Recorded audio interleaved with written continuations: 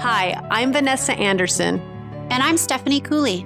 It's time to give ourselves a moment to be real, to express all of motherhood. Mothering is beautiful. It's wonderful. And you know what? It's fucked up too. Come hang out with us. We're the real motherfuckers. Imagine your communication skills went beyond the world as we see it. That you were able to communicate with those who have departed in this life. Picture you could see the path or potential decisions in your life and as well as your family and friends. Now, with that gift, imagine you're a mom with all those abilities. Our guest today brings through healing messages and evidence of existence on the other side. And of course, she's a mom too. Bonus. I've personally experienced her gifts. Stephanie and one of our friends that knows her personally, Sarah, invited me to do this for my 40th birthday. And we wanted to see what it was all about. See if, first of all, if this is a real thing. And also just to have the full experience. What is this all about? Psychic, mediumship. So, yeah, I mean, there was some skeptical feelings about this experience before we even walked in. For any of you that are listening and think that talking to the other side, another dimension, to spirits, to all of that stuff is bullshit, that's okay. I invite you to still listen. I went in fully open-minded, but also skeptical. And I will say that I had a good experience because I just came in with just an open mind and an open heart, and I wanted to have fun with my friends. So just to let you know, the person who came when we went to see this medium was my dad, who would be the biggest poo-pooer on this entire experience. He would think this is bullshit. So take what you want from that. Yes. And I also have to say that Kelly Fisher is one of the warmest people that I've ever met and felt so comfortable with right away. Yeah, for something being so abstract and kind of like off the offset, feeling like it could be a scary thing, she definitely makes it feel warm and welcoming. She does. However weird that sounds. Yes. So without further ado, we would love to introduce our podcast for today. And it was with Kelly Fisher, the psychic SoCal medium. And she's amazing. If you'd like to get in contact with our guest today, Kelly Fisher, you can contact her through her website at www.socalmedium.com. She also has an Instagram, and that is at SoCal_medium. She's also featured in a compilation with other mediums in a book you'll want to check out. It's called The Last Breath. You can get it on Amazon. Hi, Kelly. Hey. Oh, I love your shirts. Thank you. Thank you. So for everyone listening, we have the SoCal medium and psychic Kelly Fisher today, and she's just complimenting our Dia de los Muertos Calavera shirts, which is so fitting for today. So this will be airing on Dia de los Muertos week. So it just seemed fitting for us to wear these today. But we're so excited to have you. I've been looking forward to this interview I would say I manifested this since we started our podcast. I said we have to have Kelly on during this time. Thank you so much for having me. I'm so excited too. Do you get an influx of requests and people wanting to do readings during this time of year? You know, it's up and down. Sometimes some Octobers are crazy. You know, everybody wants to get in. Everybody wants a big group Halloween reading, and some years are a little bit slower. So it just depends. Awesome. And that's what, we wanted to know, like, a question related to that I didn't organize with you is there really truly a window, like All Souls Day, Dia de los Muertos, where you feel like people are more conscious of connecting with souls? And do you feel like there's more souls that come through during that time? I have noticed, and it's really interesting because I've noticed more in the last couple of years than I maybe ever did before. And I don't know if that's I don't know what the reason is that I feel that it's been more prevalent the last couple of years, but I do notice a thinning of the veil as we approach Halloween or All Souls Day. Like October 28th this year, I believe, falls on a full moon, and it's right before Halloween and All Souls Day. So um, it definitely does have a different feel. I can't put my finger on it or legitimize it in any way with any kind of scientific anything to back it up. But when we say thinning of the veil, what does that mean? Communication seems to be easier. It seems to be less far away. Like I don't have to reach so far or try so hard. It just comes more easily. And if you guys want, I'll tell you like a quick little story that happened the other day. It was really crazy. It's so cool. Love it. Okay, so there's a house that I go to with some sort of regularity, maybe every 6 months or something like that.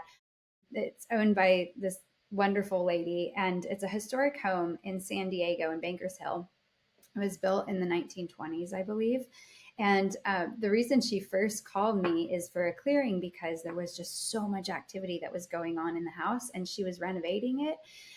She tries to keep it, historical. So she really loves these homes and takes really good care of them. And this is kind of what her thing, right?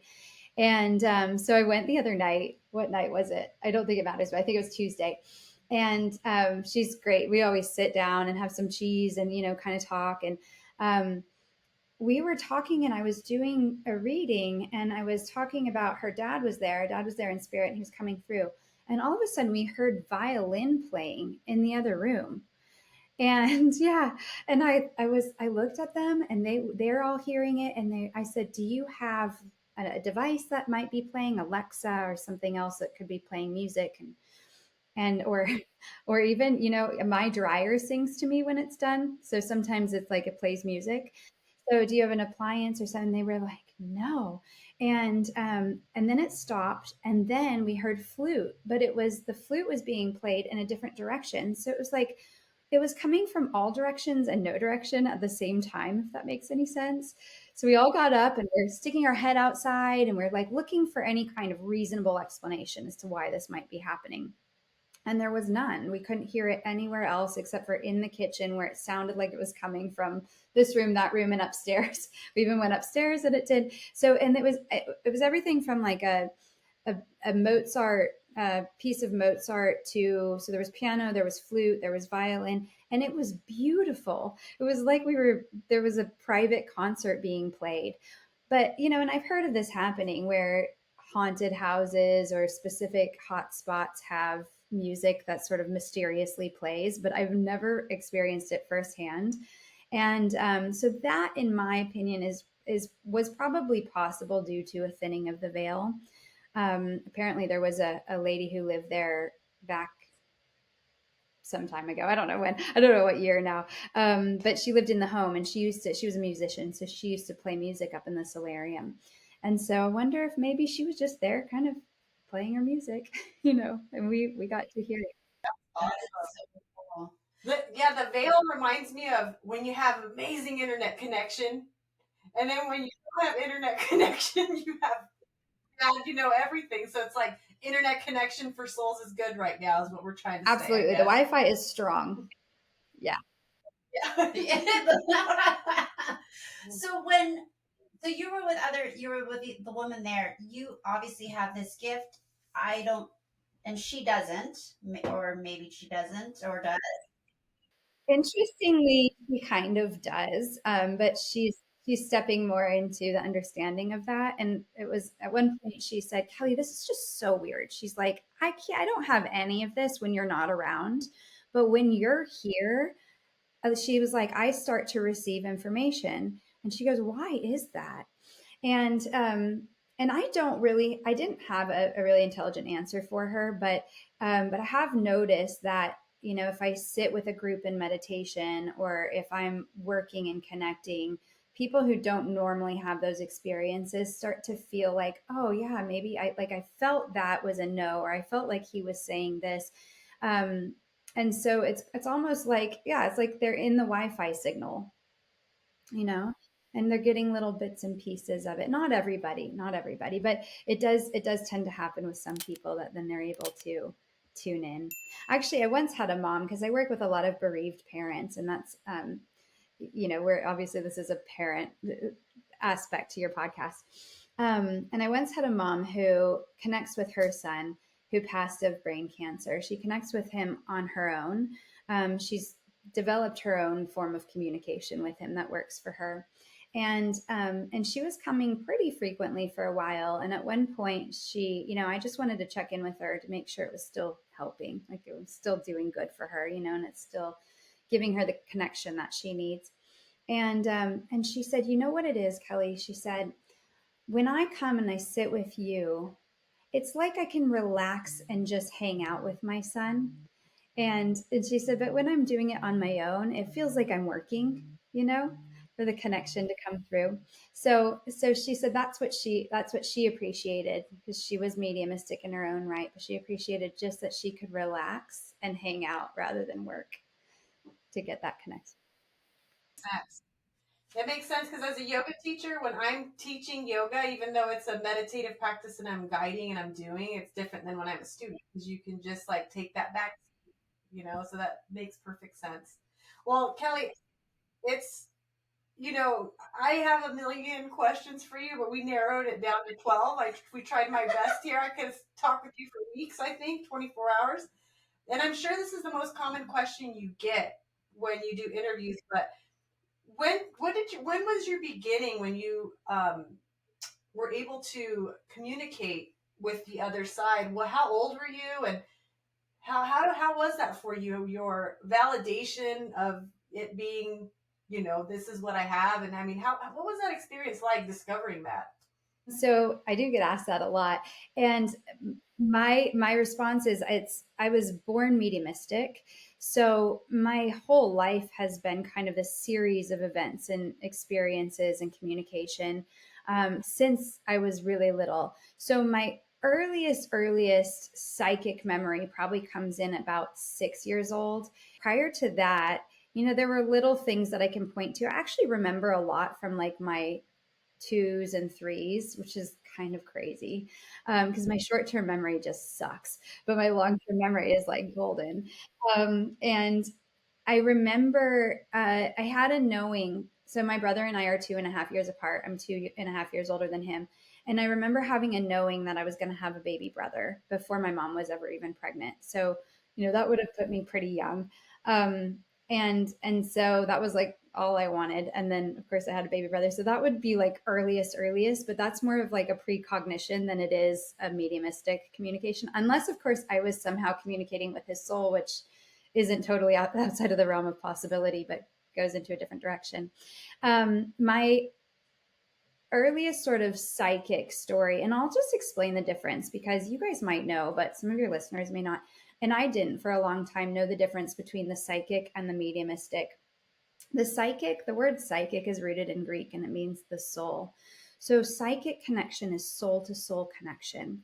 When you're talking about psychic work, if you look up the definition in the dictionary, I think psychic is something like anything that science can't explain. So it kind of broadens the net. But when I talk about a psychic connection, that's soul to soul. So it's my soul to your soul if we're working psychically, or it's my soul to somebody else's soul. As long as they're still in a living body, that's a psychic connection. Where it becomes mediumistic is where it's my soul to spirit. So where it's my soul to a disincarnate spirit, somebody who's left the physical realm, who's no longer in a physical body. And the art of sort of connecting to the psychic versus a mediumistic is different because the vibration, it's actually easier to have a psychic connection because if I'm working psychically with one of you, for example, we have a similar vibrational frequency because we're in human bodies, we're in physical bodies in the 3D physical realm. Those that are disincarnate, so spirits that have departed the physical body, they are at a much higher vibrational frequency. So a medium has to actually raise their frequency. The spirit person has to lower their frequency, and we meet in the middle, which is where the word medium comes from. So we have a saying that all mediums are psychic, but not all psychics are mediums, because not all psychics have attuned their frequency to raise to meet the spirit world. But all mediums can come back down to the psychic and work in that space. Does that make sense? Yeah. So that was a little aside, but yeah, I had an experience at 6. I was sleeping, and my grandparents were on an Alaskan cruise. And I've always been very connected, sort of psychically connected to my grandmother on my mom's side, my mom's mom. And she's on the other side now, but she was a medium herself. And she sort of confided that in me when I was older, because in her day and in her faith, it wouldn't have been something that she would have talked about openly or publicly. And she swore me to secrecy, but now she's probably cool with it because she's on the other side. But she doesn't mind. So they were on an Alaskan cruise, and I was sleeping, and I sat up just like out of a dead sleep, and I just started bawling. And my mom came running, and she was like, "What's wrong? Are you okay? Are you sick? What's happening?" And I said, "I'm okay. Grandma's hurt." And she said, "No, she's fine. I just talked to her today. They were off in town, something, whatever. Anyway, somehow they gave her a call and let her know that everything was great. They were having fun." And so she settled me down, got me back to sleep. And then we went and picked them up at the airport when they got back in from their cruise. And my grandma came off the plane in a full cast from her hip all the way down to her ankle. And as it turns out, she had, going either up or down the ramp, I can't remember now, she had actually fallen and just like completely shattered her entire leg. And we timed it back to that exact moment that I sat up and started crying was the exact moment that she'd fallen and broken her leg. So that would be that psychic link and that psychic connection. Yeah. So I have had it since I was very little and had the experience of. Oh, yeah. No, they acknowledged it because incidentally, my mom had actually had a very similar, different but similar experience with her own grandmother when she was little. So there was kind of this, yeah, that's a little bit weird, but it runs in the family acknowledgement of it. And I think there was a lack of understanding in terms of like labels. What do we call this? They wouldn't have known to call it a psychic connection. It was just sort of this interesting coincidence, synchronicity. So Wow. So that it sounded like you had support and validity from your parents, because I know that there's people that are out there that might have this and they're like, "Oh, you're crazy," or "No, you don't," or want to closet it for the same reason your grandmother did. So that's awesome. yeah, I was really lucky. I mean, they didn't fully understand it. I think my dad still doesn't understand it, but they always were loving and nurturing of whatever was going on with me, because my so I have it from both sides, the gift of communication, and they actually have found that it's very highly genetic. So it does run in like bloodlines and from down through families. Tends to be more so on the mother's side, but actually on my dad's side, my aunt is a really well known channel, and she came out as a channel to the family when I was a little girl.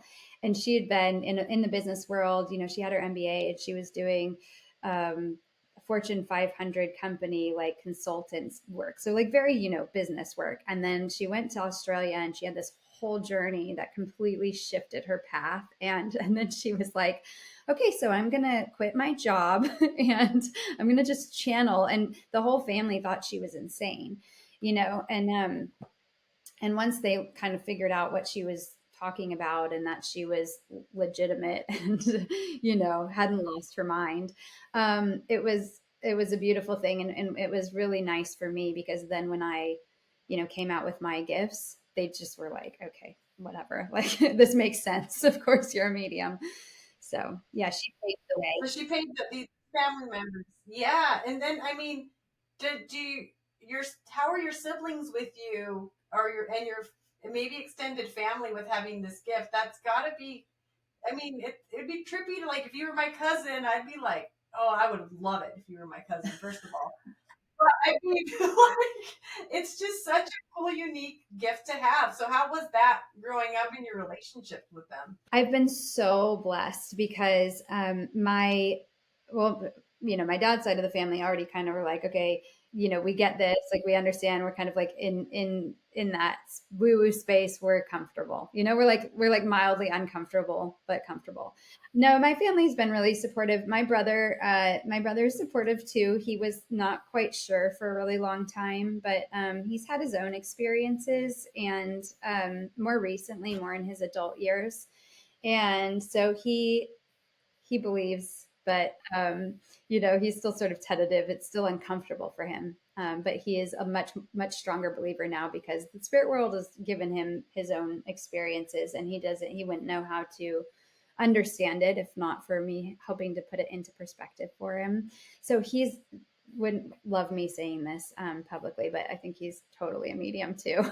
And yeah, but in my extended family has been wonderful. Like my husband's family is all over it. They're all about it. They love me. They accept me. They have set up readings for me to come do for their friends and communities, and same with like even my sister-in-law, my brother's wife. Like they've done the same thing, and everybody comes from a different faith background too. So there's some are Catholic, some are Christian, some are Anglican Catholic, but everybody, I think the thing is they know me, and because they know me, they know that I wouldn't make anything up.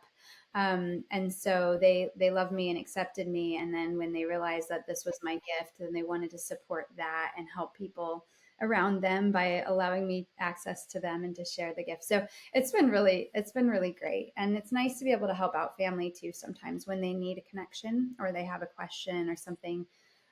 They know they can always call. It's sometimes harder to read for family than it is for a total stranger, just because there's already bias and knowledge and stuff that can color the information. Um, but yeah, it hasn't stopped me from trying. So. It's interesting because when we first saw you, when Vanessa invited me to go see a medium, I had this vision in my head, I don't know, of a witch or like someone, The crystal ball. yeah, And the like whole, that you were the, gonna look, I don't know, not the way that you look. And when I saw, when I saw you online, I was like, oh, she's just a normal lady. Like, yeah, very sweet lady. yeah. And I think that Like, helped. I think that helped with like, oh, okay, like this is not like woo woo. Even if you did have that look, but it yeah, did. I will have to say it did help that you were just like look like someone that I would hang out with. Yeah, and also yeah, your space is not woo woo. It's so Yeah. comforting, and Yeah. it has just Yeah. this beautiful, like welcoming quality to it. There's nothing like weird anywhere. I love your space. I felt Yeah. really comfortable there. And Thank shout you. out to all of our friends, Sarah, for introducing Yeah. us and that connection. I love that she did that We- for us. It was beautiful. Me too. And I love Sarah. She's a special soul. Isn't she? Yeah. So shout out to you, Miss Sarah. We love you.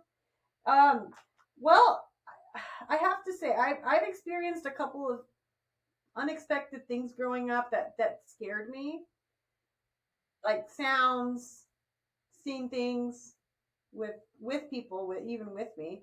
But it scared me. I didn't. It created a fear, and it could be that I didn't understand it, or that I had seen too many horror movies.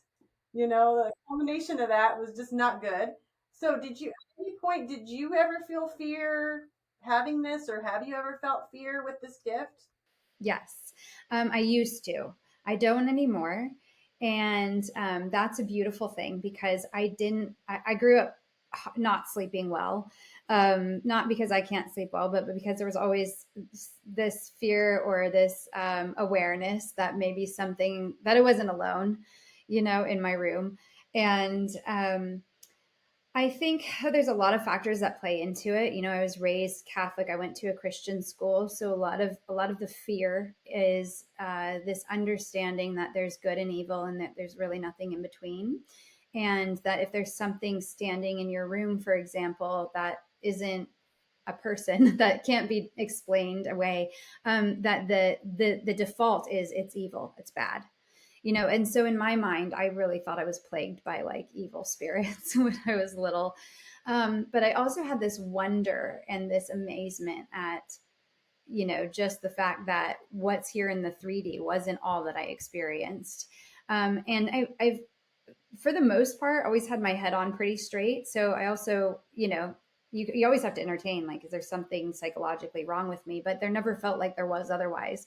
Like, it was just, I was a pretty normal kid, with normal friends and, and emotions and so on. So I just was aware that these things would be there. Now, I think they scared me because I didn't have a label to put on them and I didn't have an understanding around them. So I'll kind of give it an illustration. But in high school, and this happens with a lot of kids, just for anybody who might be listening. But in puberty and in the teen years, there tends to be more emotional ups and downs. That's just normal. And with that, there's more activity with kids who are mediumistic or have gifts. And so you'll find that people have most of their experiences were in that preteen teen year space, that they remember being scared and so on. And people will call it poltergeist activity, and there's different names by which it's called.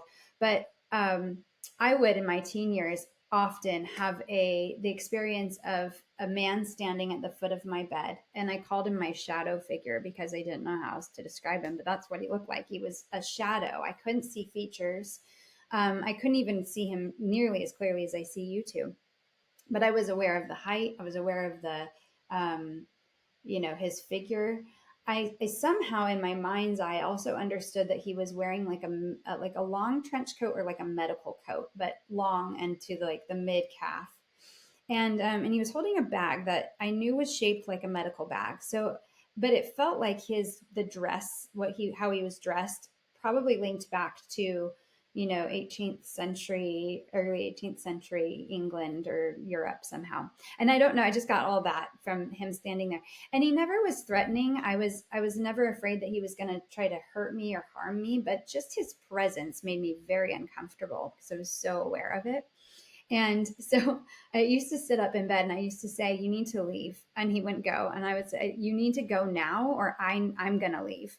And he wouldn't go. So I just get my pillow and walk around him. And, at times I was 17, as old as 17 when I was doing this. And I just would go sleep on my parents' floor. And, I guess that, thinking back on that probably would have been embarrassing, but for some reason I wasn't embarrassed about it, because it was like, well, this is just how it is. Like, I'm not going to sleep in the same room with this guy. So I later found out that he was a spirit guide of mine, and he apologized for scaring me. He said, "I'm so sorry. I never meant to scare you. I didn't know how else to let you know that I was there." So things that we might perceive as being scary aren't necessarily that. It's just that that's the way the spirit world's showing up to us. It's our awareness shifting, the veil thinning, and us becoming aware of what really exists here outside of the 3D. Trippy. No, that's about the time I started experiencing it. I remember waking up as a little girl and maybe seeing things above me, but I do remember it was about between 11 and 14 where it came in. Right in there. It was intense. And I'm sure it is intense. And I'm sure, you when you turn 11, you come into your power. So I'm sure that there are energetic explanations that somebody would probably be able to give a better explanation to. Maybe chakras are opening up and energy centers are shifting. But yeah, if you're coming into your power at 11 and it starts to continue to open up by 14, 15, 16, then there's just an awareness. There's more a heightened awareness than there was maybe in between those years earlier. The little kids, when they come in, they're already, so little ones will see and perceive and hear the spirit world, loved ones and angels and guides, but they don't know that it's not normal, so it doesn't scare them. Yeah. You mentioned that shadow wasn't going to hurt you, or you didn't feel like he was going to hurt you. Did you have experience with, quote, bad spirits coming, and also control them coming in and out of in your air, in your dimension? Yes. Yeah, no, that's really, I love the way that you put that. Because and I'll answer the question about negative spirits in a moment.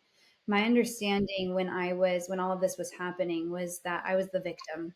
that like I just had to live through this. Every night had to be scary and, unpredictable. And I just had to deal with it. What I didn't realize until I stepped into my adult years, farther into my adult years, and started to work with my gift, that we're fully in control. And that was such a freeing moment when I realized, like, oh, I can set up my own boundaries and I can say no to anything that wants to come into my space. I have control here.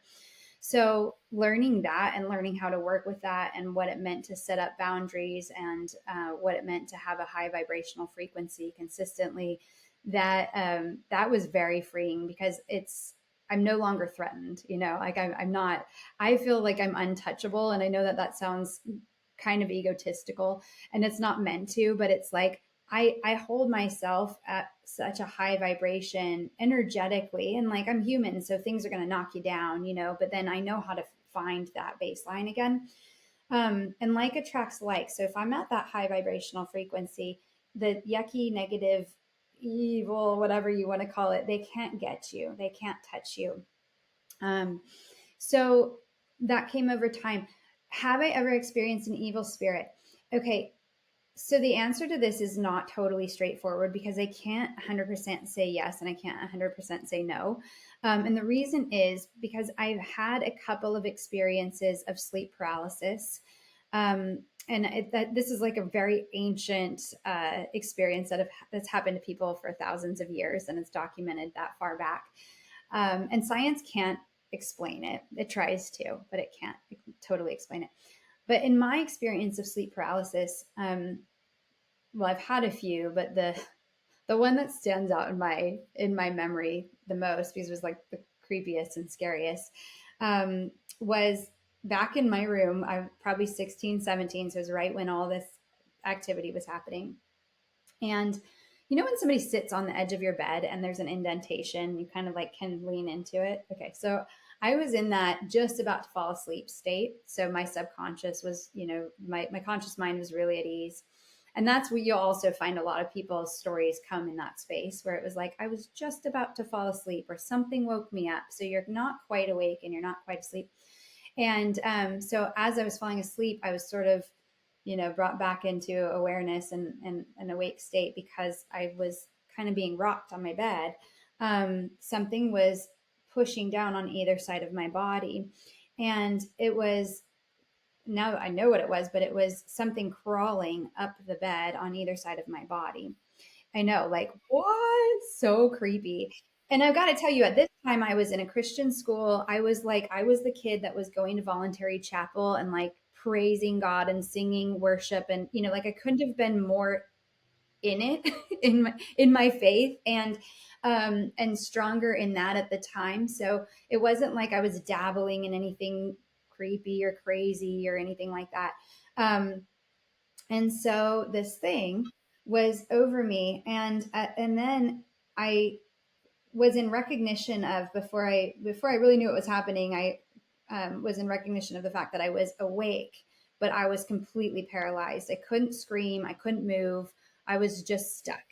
And this thing had made its way onto my chest, and it had, the best way I can describe it, because I couldn't fully see it, but I was aware of its shape, was like a gargoyle shaped thing, because it had, I know, it had feet that, its legs were bent up, and then its like arms or wings or whatever were on either side of me. And the creepiest part of all of this, and one of the reasons why I know I was fully awake, is because at one point, one of his feet slipped like down the side of my body. And I just still remember feeling like that, like slipped down the side of my body. And then it like quickly jumped, kind of pulled it back up, like, whoops, lost my balance. And so it sat there, and in my mind at the time, it was evil. That was the first category. And then what do you do with an evil thing? Well, I was taught, you say, I'm bound by the blood of Jesus Christ and I command you to go, because that's where the power is, right? That's where the commanding power is. So I invoked the name of Jesus. I invoked the name in his blood, and I said it 3 times, but I can only say it in my head. I couldn't get anything out. Couldn't scream for my family, anything. And by the 3rd time, it kind of hesitated, and then it went out my window, which was right by my bed. and it left me. And then I was like able to talk and move and all of that stuff. And I think back on that and I think, God, that was so terrifying. Like that was so scary. And yeah, it feels evil because it was like a gargoyle and it sat on me and I was paralyzed and I couldn't move. But then, in hindsight and where I sit today, I think, well, it didn't hurt me. Like it really, it didn't. I didn't wake up with any scars or bruises or bumps. It was one thing that I ended up noticing was a bit different, but I'll tell you guys that off air, because it was weird. But it didn't hurt me.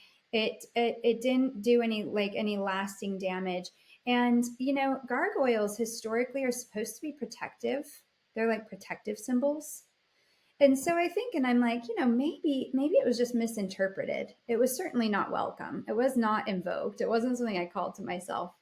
But I don't know if I could fully say it was evil and feel good about that because I just don't know what it was. Maybe it was alien. I don't know. It was different. I think it's just the whole like approach of how it came up and everything. Yeah. It's just a creepy, maybe movie, but that's like, you don't want anything abnormal messing with you when you're sleeping, period. Yeah. You know what I mean? Yeah.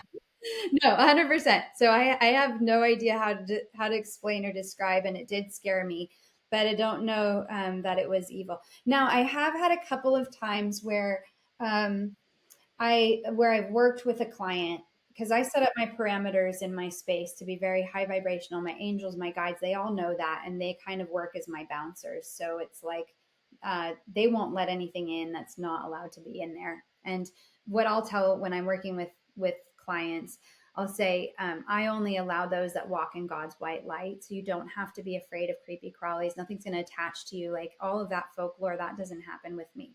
I can't speak to every other medium and psychic, but that does not happen in my space. But there were 2 times where I was aware of something that had kind of come in with that person that felt really low vibrational. I like low vibrational more than I like evil because I don't, it's, but it felt really yucky. And the one guy that had come in he worked for the Navy. He was like an engineer. He was, smart. He was a really devout Catholic. And he'd come in because he felt like he was haunted, and he kept having all these awful things happening around him and to him. And like, at one point the sticky note came off of his desk and floated up and then fell to the ground. And he's like, I just can't explain any of it. So he was desperate for help. And when he came in, there was that really yucky, the guy was lovely, but I couldn't wait to get him out of my office because of that feeling of what came in with you? I don't know what this is. So there are a couple of things like that where I can't explain it away and I can't necessarily label it evil, but it definitely wasn't good. Yeah. That's interesting. Yeah. Do you ever have experiences where, so this is all in our minds, in our souls, spirit felt. Is there ever any physical evidence that gets left behind? Like, I know you, like your example with the bed, like you never left scratches on you or whatever. Like, is there an experience of that where they leave a physical object, a scratch on your skin or something like that? Yeah. Yeah, I'll circle back to this gargoyle because I'm like, well, everything's out there anyway, so can't get it. Sorry, curious. Yeah. Well, okay. So, 16, 17, you know your body pretty well because you're pretty much checking yourself out like all the time in the mirror. And that's just like I think it's a normal teenage thing. I did notice after it was the next day or the day after, but it was fairly shortly after this thing left, that there was it was a scar, but it wasn't like, there was no redness or pain or anything like that, but it was like a specific, it felt like it looked like a mark, that I was fairly certain had never been there before. And, it's like still with me to this day. And it may have come from something else, but it was just like, I noticed it right after this thing left. And, yeah, so that's interesting, I guess. But physical, yeah. So apports are really cool. I'm still waiting for my apport, so I don't know when that's going to come. But an apport is something that's left by the spirit world or given as a gift from the spirit world, essentially. It's an unexplained, like science has a hard time explaining how an object has just appeared, and sometimes they'll disappear too.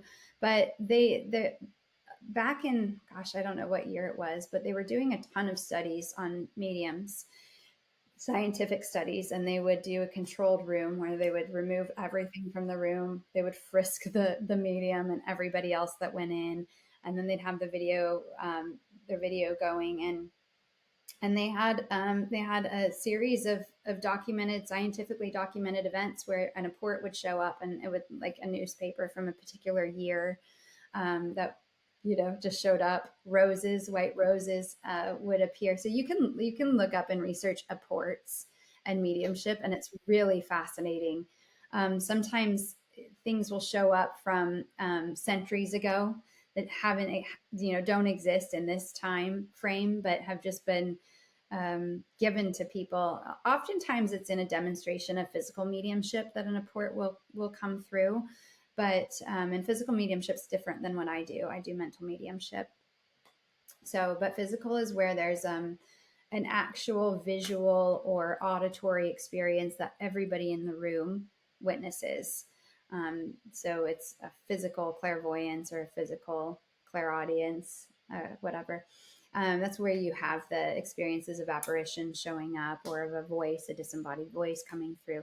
So in mental mediumship, I receive the information, but you're not necessarily hearing the same thing I'm hearing or seeing the same images I'm seeing. Well, I gotta say, I thought I'd love you as a cousin, but can you imagine having Kelly as your mom? I mean, you can't play with shit. She's gonna be like, I know you're gonna be walking out that door, and you're gonna have those shorts that I told you not to wear in your backpack. Like, your kids can't play with shit, I bet. So what is it like for your kids to have you as a mom? Like, how's that working out? Yeah, and also I want to know, did things change for you since becoming a mom? Yeah, like being pregnant, and I mean, Yeah. there's a whole round to this. You had little spirits in you. That's a whole different episode, isn't it? Yeah. Well, I was laughing because you can ask my 13 how it is, how it is having me as a mom, and he's probably gonna have my 13-year-old. He's gonna have a totally different response than like my 7-year-old. So, yeah, you get to that stage where you're like, why am I in this family? I think he's there. So I'm sure me being the way I am isn't any easier for him. But it's so pregnancy. I'll start there. Pregnancies were interesting because they got there was always a knowing of the baby coming beforehand. So it was like the soul was hanging out, and I was aware of the soul before they took shape in my womb. And then everything went really quiet for the 9 or 10 months, like very quiet from a spiritual perspective. I didn't see, hear, like, I'm glad I wasn't working actively as a medium at the time, because I don't know if like anything would have come through. And sometimes I wonder why that is. And I don't know if that was just me or if that's something that's consistent with other mediums as they're pregnant. But, but perhaps, and this is actually, this kind of brings me to another point. That's an interesting just theory to work off of. But when you're making a baby, right? Like your body is growing this human inside, all of your energy has to go inward. Everything is nourishing that new life. And your natural maternal instinct is a protective one. So you're like creating these protective energetic bubbles around your baby and around yourself. And what I tell parents, specifically parents, but it happens also with, people who've lost somebody very, very close to them, when they're going through deep grief, we just shut down, we curl up. That's the natural tendency in grief. We just curl up around all of our internal organs, and we just cocoon in, right? Because the world's not safe anymore. Everything in your life has just been shattered. You've just lost somebody you love so dearly and desperately miss them. And so they'll often say, I can't find my son. I can't hear my daughter. I don't know where my spouse is. Like, where are they? And why aren't they around me? And it's not that they're not around you. It's because they are. It's that all of your antennas just fully retracted and like went inside. So you're in this cocoon state. And when you're working mediumistically, you have to have all your antennas out. You have to be in an expanded form of awareness, an expanded state of awareness, because that's how they connect with you. Like that's how their spirit blends to let you know that they're there. So I think it might have been very much the same in pregnancy, as everything just went inside. All of my energy went to protecting this baby. So my antennas weren't out. So maybe that's why I didn't hear as much, see as much, feel as much. So that was my experience through pregnancy. And yeah, it's been a really cool journey, just, growing and taking care of and little humans in this world, and seeing all of their gifts as they come out. And also like just an awareness around past lives and soul knowledge. Like when they laid my son on my chest for the first time, I was like, oh my gosh, I know you. There was just this, I already know this soul. We've been together a long time, but I had to get to know who he was now in this life. And when he was little, he had a lot of mediumistic experiences. He was seeing spirit all over the place. And it's that probably stopped at 3 or 4, and he's been pretty closed off to that since. And so that's okay, because that's his journey. He may have closed that door and never wants to open it again. But he knows that he's a medium. He knows that he's mediumistic. He just doesn't want to hear about it. So that was my oldest. And then my second, when she came out, before she came, I was on the airplane and I was going to a wedding, and I felt like, when you feel like you're pregnant, like you've just got like, I don't know, your boobs hurt and you just feel like little tickles in your womb and you're like, what is happening?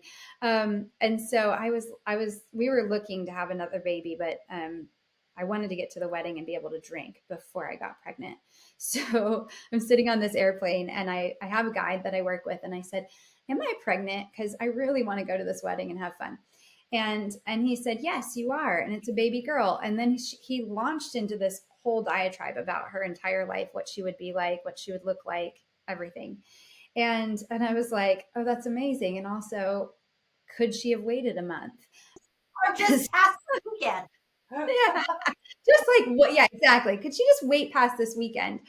So a couple of things about that. I wasn't actually pregnant. I landed and took a pregnancy test, and I wasn't actually pregnant. But the thing is that there's sort of this impregnation, I think, happens like a month prior to the baby actually being in your womb. And it's this feeling of like that spirit's just hanging out with you. So in their mind, yeah, I was pregnant because she was on her way to me. I was carrying the baby. It just wasn't in my body yet. So long story short, I did get to drink that weekend, which was great. But a couple weeks later, I was pregnant with her, and to a T, he described her perfectly, and she's my most mediumistic, like, wow. And that was one thing he told me on that airplane. It's an interesting thing when you get above consciousness. It's like a clearer connection. So planes, tops of mountains, anywhere where you can get up high. That's why people like have all these downloads on airplanes. And for mediums like that who don't have it controlled in terms of on and off, it's like it can be a torture chamber because they have like a captive audience and all these people with all their dead people. So yeah, so I used to be like, I don't want to get on the plane. I'm totally exhausted when I get off, but I'm better now. Where was I going with this? Oh, yeah, he said about my daughter, he said she'll come to teach your teachers. Um, and I was like, wow, that's pretty cool. But she's so clear, and she's just so naturally mediumistic, and she knows that that's part of her. And so she's grown up knowing that, and then being able to talk about it openly, and having me as hopefully a support to just nurture her through it, and ask questions and cultivate that as much as she's ready for it to be cultivated. Wow. That's awesome. That is so cool that she's now in that generation of acknowledgement, like how much more vast her gift can be with support. Yeah, it's just enriching. It's enriching gift, and that's amazing. And I mean, that's the next question was, does it help you more to become more in tune with your kids? And obviously, it does. I mean, especially her having that ability in both of them. That's amazing. You guys don't even need to use your cell phones, I bet. They're probably Yeah, like, be home at 30, and you don't even have to call them. yeah, no, it's true. Yeah, we're really linked in. We actually came up with this new game the other night that I'm really excited about, and it's called Psychic Hide and Seek. So I was tucking her in, and I'm like, okay, Elle, her name's Elle. I'm hiding. And she's like, what? And I'm like, I'm hiding. It's somewhere in the United States that we've been. Where am I? And so I'm hiding in a space that we've been that she knows of, and I'm feeling, seeing, touching, smelling the space. And she immediately was like, she knew where I was. And then I was like, okay, that's a right city. You're in the right city. Where am I? And it took her 2 guesses to guess exactly what room and what building I was standing in.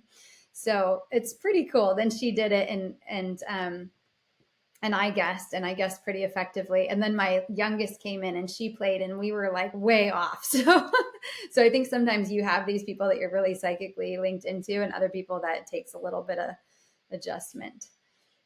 That's awesome. Wow. Well, you see, there is a difference in having this in your family. I think it's a super cool, unique thing to connect with.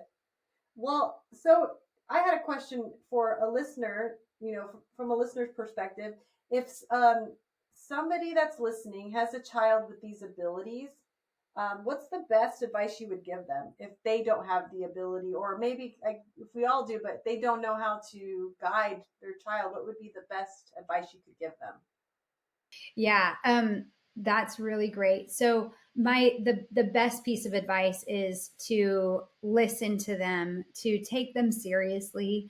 Don't chalk it up to like an imaginary friend um, or psychosis, or I mean, if there's really something wrong with your child psychologically, that's one thing. But a lot of kids are like misdiagnosed because they're just naturally mediumistic, and we have a Western culture that doesn't understand that. So listen to them, and just ask questions. A lot of people let their fear get in the way. Like, this is very uncomfortable. So my dead mother came to visit my child last night, and I'm scared. So they create that fear bubble around their child's experience. It's not scary. Okay, grandma came to visit. What did she have to say? And what did she look like? And what did she tell you? And then, just work with them through that. And if they feel fearful, um, then give them the power. Tell your child, you have the power to tell them to go away. You do not have to have anything come visit you at night. If grandma, if you don't want grandma coming to visit you at night, let her know. You can set up those boundaries. And for parents that have kids that are really little, you can actually set up those boundaries for your child. So I've gone on a couple of occasions into my kids' rooms, and I've just been like, listen, this is not okay. These kids need to sleep. You got to stay out. You've got to. So I have in the past set up boundaries. Now they can do it on their own.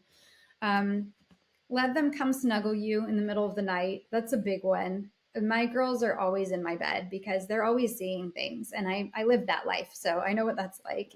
And if they feel safer snuggled up against me, that's okay. It's not going to stunt their growth. It's not going to keep them from being strong, productive, independent adults someday. It's going to nurture them through this. And if sleeping in your bed or on your floor makes them feel more comfortable, let them do that, because that was my saving grace. So That's beautiful. Well, one of my experiences that I had that was pretty vivid, I was like 21 and I was at my parents' house. They had just moved to this apartment, and something was jumping on the bed, like big time. It woke me up in the middle of the night, and even when I was awake, it was still jumping. I flew out of that bed and I was like, Mom, scoot over. I'm sleeping with you guys. yeah, I mean, you could be in your 20s. It's okay.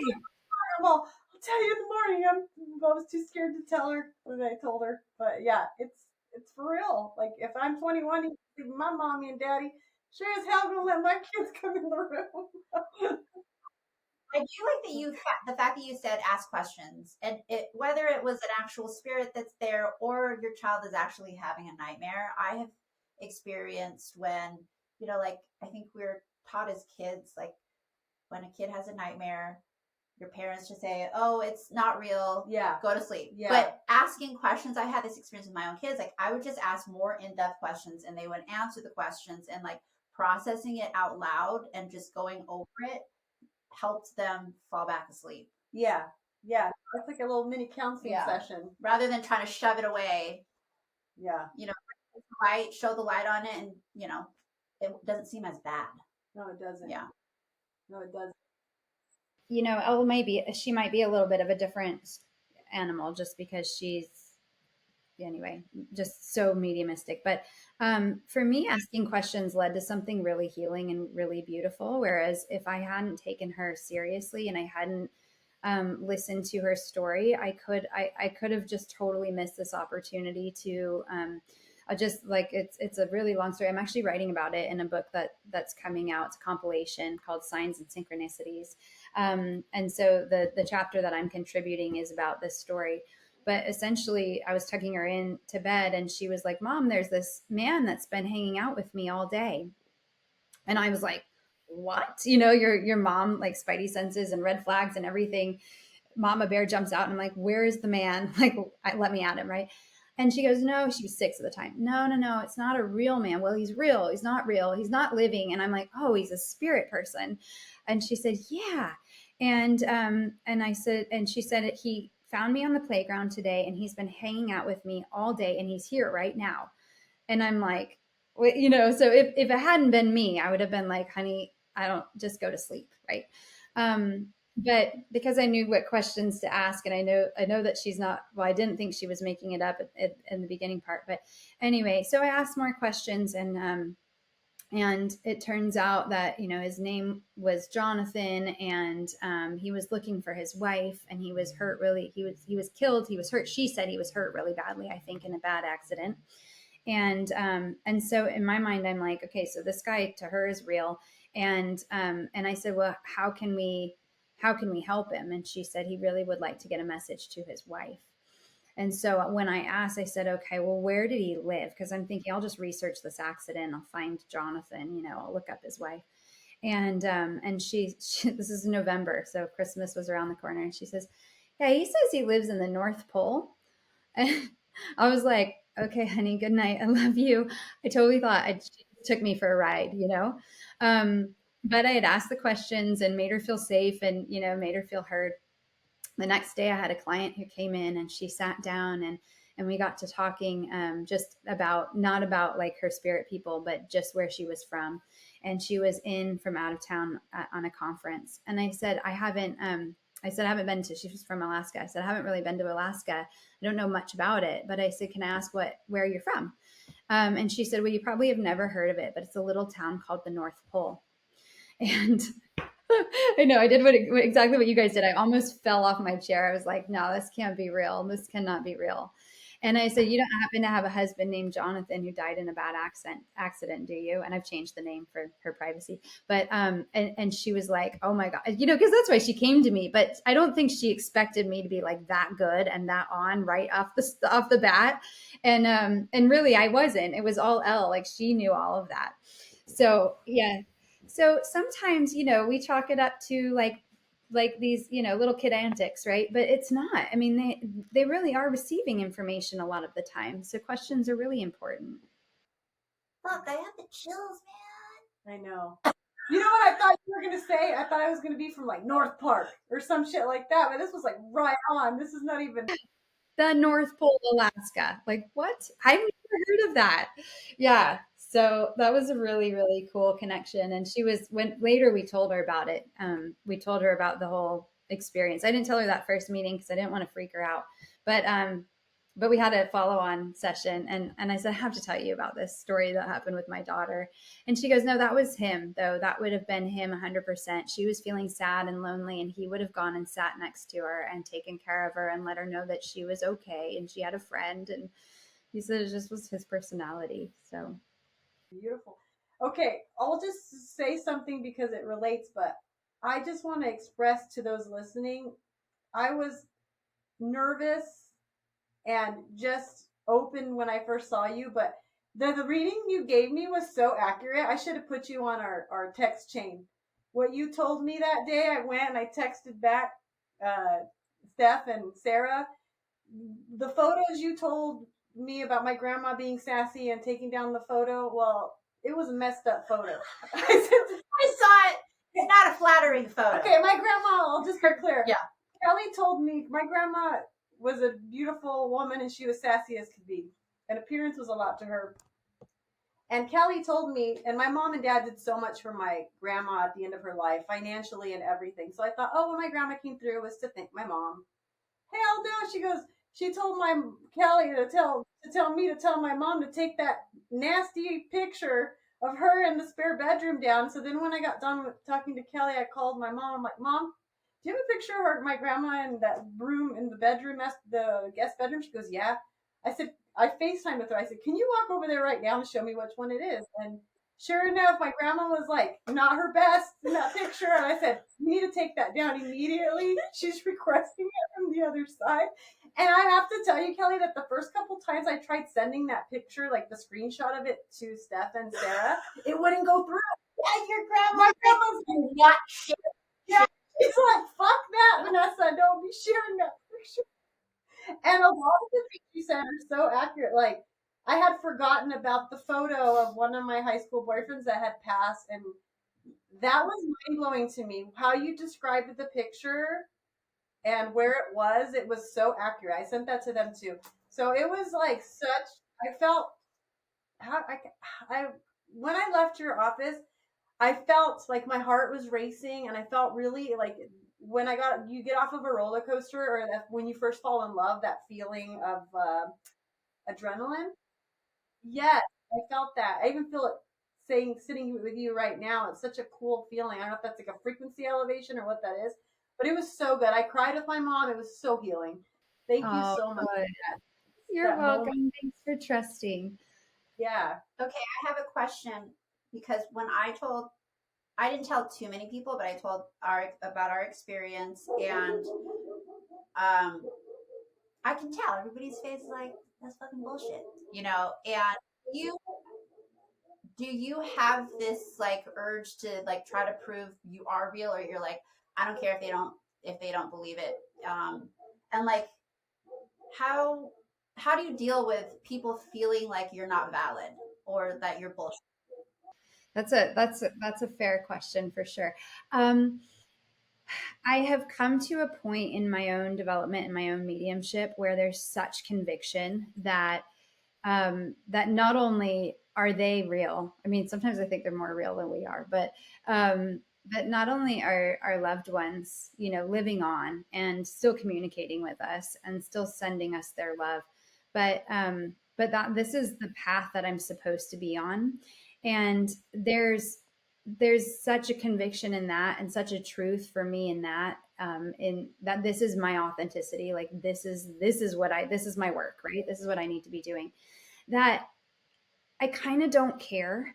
I did for a long time because that was something I had to work through as I worked into my confidence in my gift. Um, where if something didn't go right, because not every reading is perfect. Not every reading is that great. Um, what I hope for and strive for is consistency, so that at least the majority of them are pretty good. And that takes a lot. It takes a lot of conditions to come together to be right. It takes me on a good day.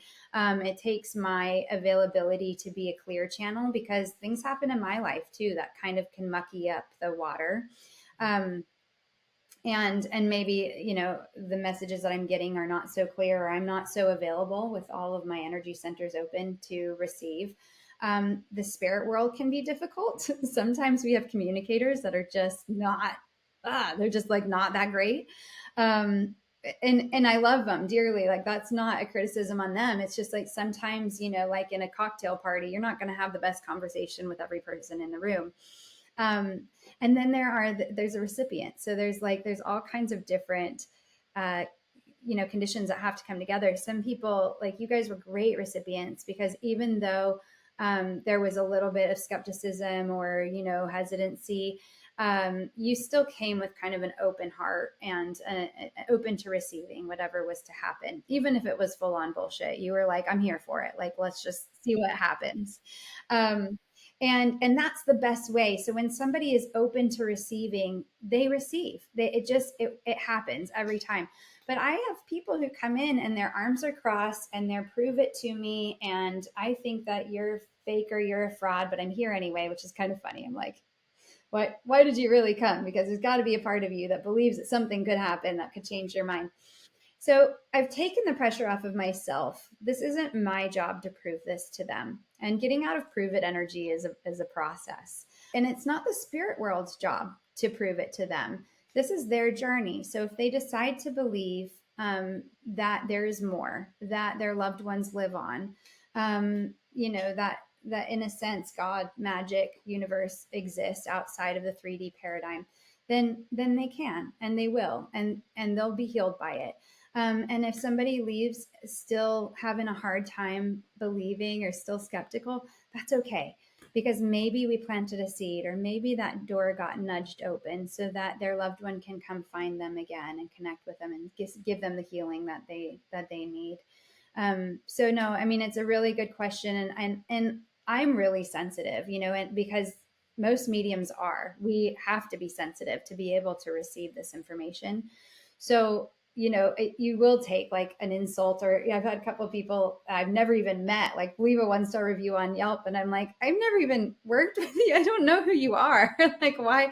But it still hurts because it's like, I think where it hurts is not so much my ego. It's more because I'm so fiercely defensive of the spirit world and the work that they're trying to do to heal us and to lift pain and anguish and grief and sadness off of our hearts. And when somebody sort of comes and poo-poos all over that, I feel defensive for them, just like you would for a child or somebody that you love, So, but yeah, no, that's a constant process, working out of prove it energy and just letting whatever's meant to happen is the best way to go about it, in my opinion. And to be quite honest, this is your profession now, and every profession we are in, there's going to be someone that wants to shit on us.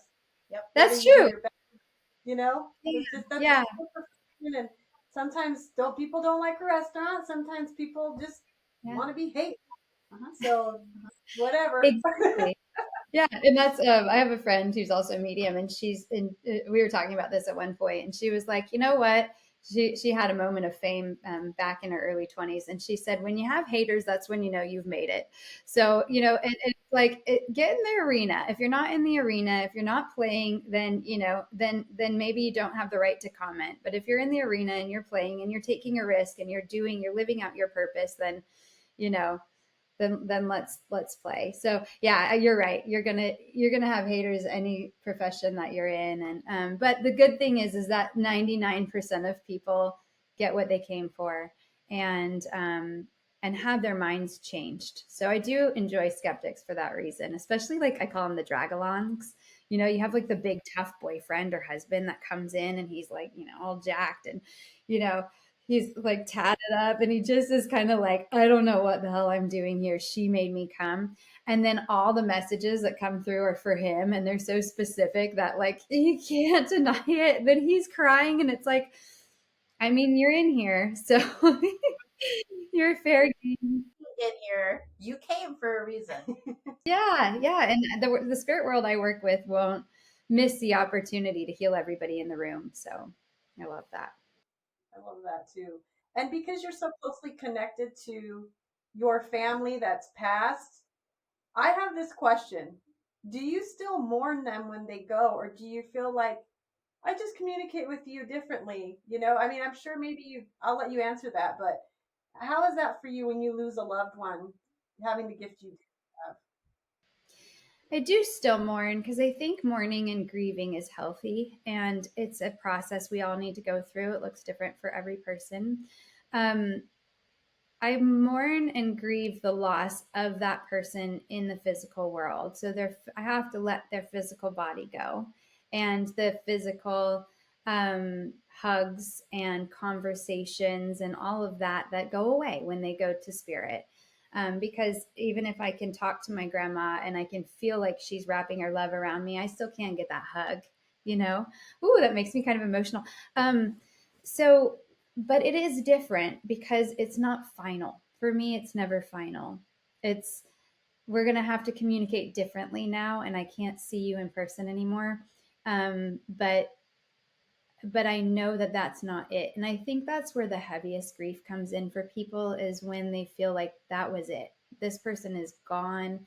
They're no longer here. They don't, I don't have their love or their support, their encouragement, their advice any longer, because it's gone. And that's just, unfortunately, it's a fallacy. Like, it's not true. They're not gone. And that's the whole, the beauty of what I do um, I don't want to use the word proof, but it's the best one I have at the moment. But it's this proof of eternal life, that we're energy. Our bodies, our physical bodies may cease to exist here, but our love, our memories, our personalities, that lives on. That lives on and on and on. And we never forget those that we love and care about. So yeah, so I do mourn differently, but I still do grieve and mourn. What's your belief on what happens to us after we go? Mm-hmm. And I think there's some people, a lot of people, maybe like the spirits that you talk to, are they just aimlessly walking around trying to like solve whatever thing that they didn't solve in their human life?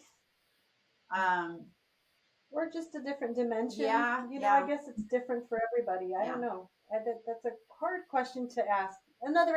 Maybe another episode. Yeah. Can you give us a little synopsis? Yeah. Quick Cliff Notes answer. Yeah. Where do we go? So it's really funny that you asked this, because just last week I had this really crazy, wild experience that was so beautiful, where I was in a really small group with Anita Morjani, who wrote the book. I think it's called Dying to Be Me, but she had a near-death experience and wrote about it. And so I was asked a question by the moderator of the group about, whether or not those in spirit can carry negative emotions, can hold negative emotion. Do they feel anger? Do they feel hate? Do they feel pain? And I was answering it to the best of my knowledge, but then I kind of tossed it over to her, because I said, "You've actually been there.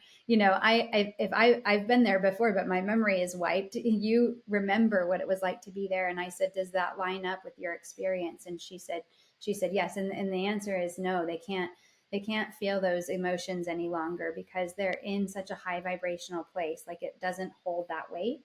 It doesn't align, so they can't feel those emotions, but they can. And she said this, she says, you can't feel any of the negative emotions any longer, but you can remember everything about your life. You can remember how you used to feel, and how somebody hurt you or you hurt somebody else. And you can remember who your mom was, and your dad, and your brothers and sisters, and your best friends. You have that full knowledge. And it is, and she put it this way too, it's, you exist in this vibration, the highest, I think the highest vibration that exists in the universe, which is love. And I think it's the same vibration as God, source, consciousness. And you are one with that vibrational frequency. So you go, where do you go? You go into that frequency. You go into the God consciousness. You go into the love. And people call it heaven, paradise. I call it spirit world. But my understanding, before I worked with the spirit world so consistently, growing up in Christianity, was that when you die, you go to heaven, you stand at the pearly gates, you get judged, like let in or not. And then if you're in, then you're floating on a cloud singing hymns, endlessly. Right. And I thought, that's cool, but kind of boring. And so, I'd rather go to heaven than hell, but I don't really want to sing hymns all day long, all the time. And what I've learned from them is that that's really not at all what it is. That's not, you're not floating on a cloud singing hymns all the time. You could be in kind of a constant state of worship, but it's, it's different. It's all different. That's what they say. They always tell me it's different, because in our human paradigm, we see things like with 3D touch, feel, smell. And in the spirit world, everything is sort of like in the quantum. So it's like, it's different. We can't wrap our minds around it. But it does look a whole lot like our world. It's like a copy of our world, but without all the pain and the hunger and the anger and the frustration and the hatred and war and all of that stuff. And it's more vibrant. So there is like a tactile aspect to it, because they'll show me houses and they'll show me like mountains and waterfalls and all this stuff when I ask, because their loved ones say, well, where are they? What are they doing? And, I'll just say, I don't know. Let me ask them. I asked a dog the other day, I said, where are you? Because the owner really wanted to know. And she goes, I'm on the farm. And I go, she says she's on the farm. And, and I'm thinking like, this sounds crazy, right? Like my human is like, this is insane, but I'm just saying what's coming through. And I said, so the farm looks kind of like this. And I'm describing it. My eyes are closed. And she and her partner were sitting there and they apparently had their eyes open. I don't know. They told me later. And they said, can you tell us more about the farm? So I'm describing it as the dog is telling me where the dog is. And I opened my eyes because they hadn't said anything. And I'm like, maybe this is just like really off base and it's not making any sense. And she had pulled up on her phone a picture. She said, is this what you were seeing? And it was like exactly what I was seeing and exactly what I had described. And it was a farm that she used to own in Maine. And it was this dog's favorite place on earth was to be on the farm.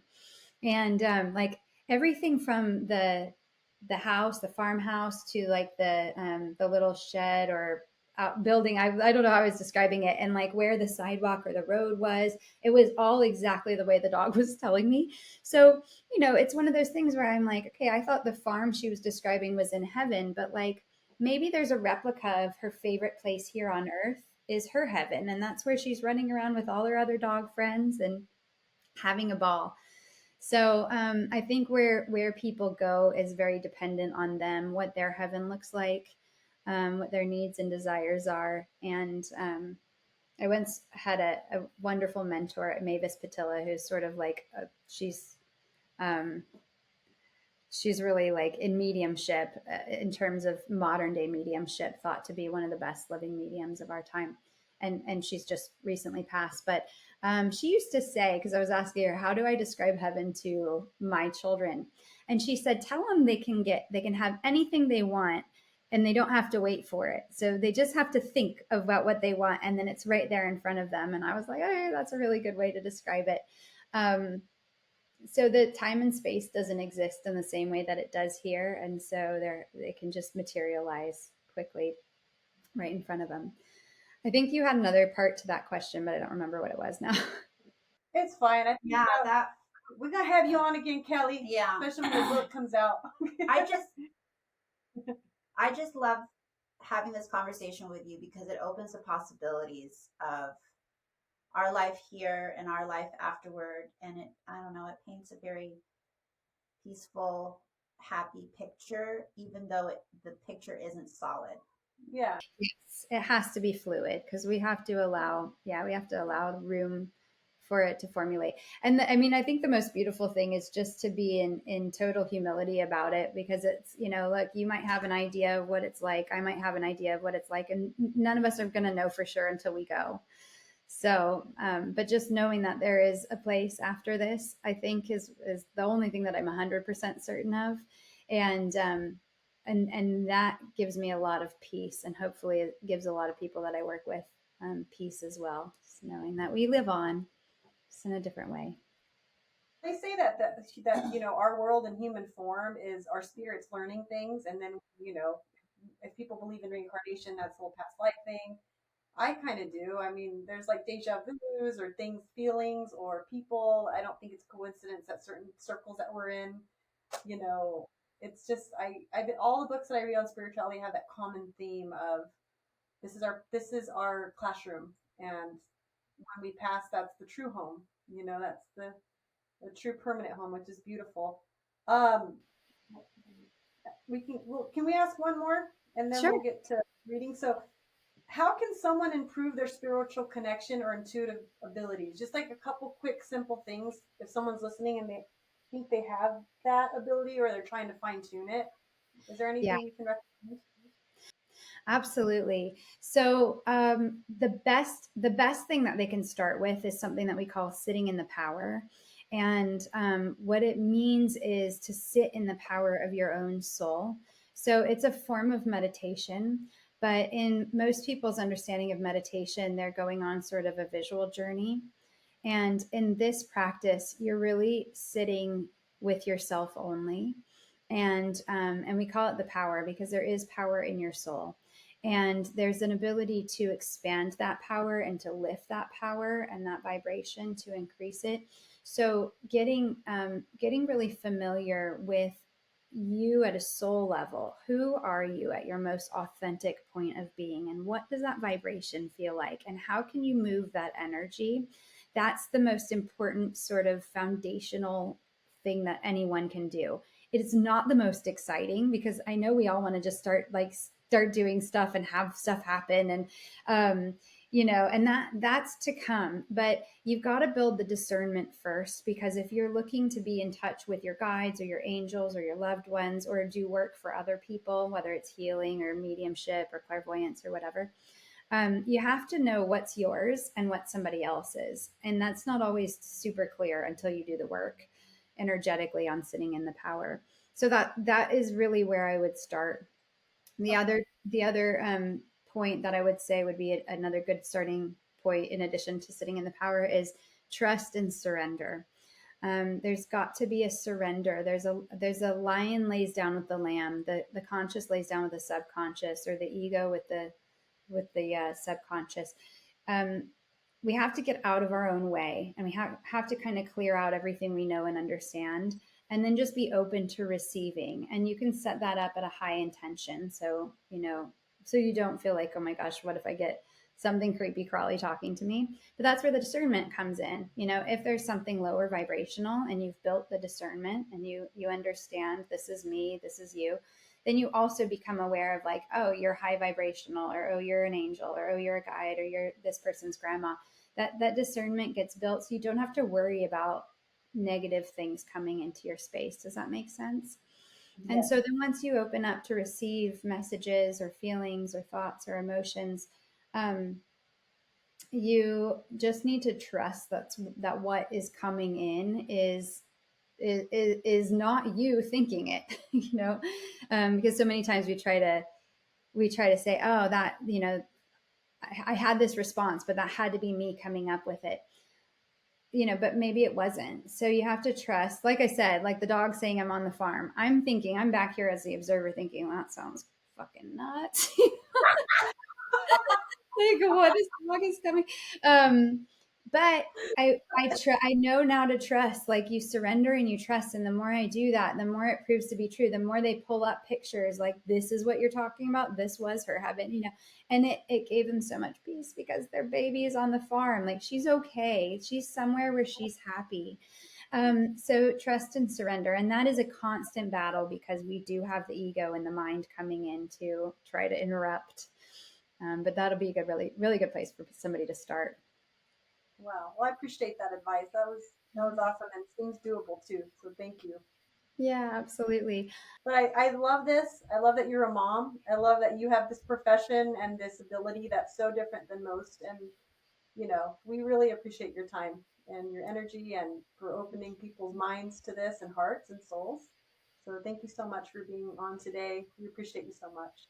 You're welcome. Thank you so much for having me. Thanks for doing this podcast. We need more badass moms out there, just being authentic and real, and standing in your power, and raising kiddos that know how to be the same.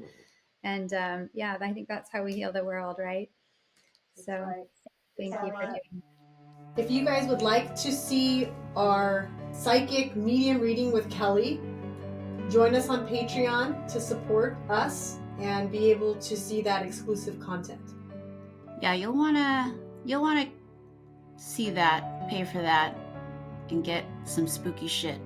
Yeah, so if you want to get up in our business, you got to go on Patreon. We're going to leave all some extra juicy stuff in there for you guys to see, and it will also help support us to continue supporting moms, dads, and families on this podcast. We appreciate your support. Yep, thank you. Thank you.